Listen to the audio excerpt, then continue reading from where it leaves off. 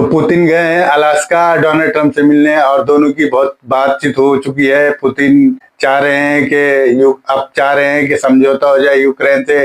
इसी सिलसिले में वो अलास्का गए हैं डोनाल्ड ट्रंप से मिलने और दोनों की बहुत गहरी बातचीत हो गई है। और देखें अब अमेरिका चाहेगा कि यूक्रेन से बात करे, यूक्रेन से बात करने के बाद वो फिर से रशिया से बात करेगा और यूरोप से भी बात करेगा। सबको मतलब अपने इकट्ठा एक मत में लाके फिर दोनों की बातचीत होगी, यानी कि पुतिन की और जेलेंस्की की बातचीत आपस में होगी और उसी बीच में मीडिएटर का रोल अमेरिका निभाएगा।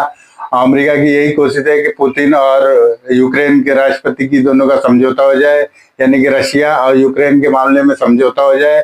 अमेरिका यही चाह रहा है क्योंकि बहुत दोनों तरफ की बहुत लॉस हो चुका है और सालों से जंग चल रही है और लाखों लोग खत्म हो चुके हैं, लाखों लोग और कई हजारों लोग, लाखों लोग घायल हो चुके हैं।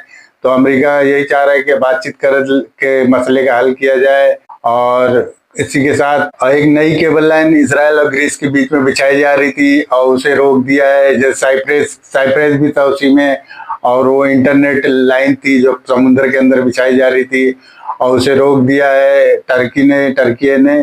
और टर्की का कहना है कि वो हमारे क्षेत्र में आता है वो इलाका।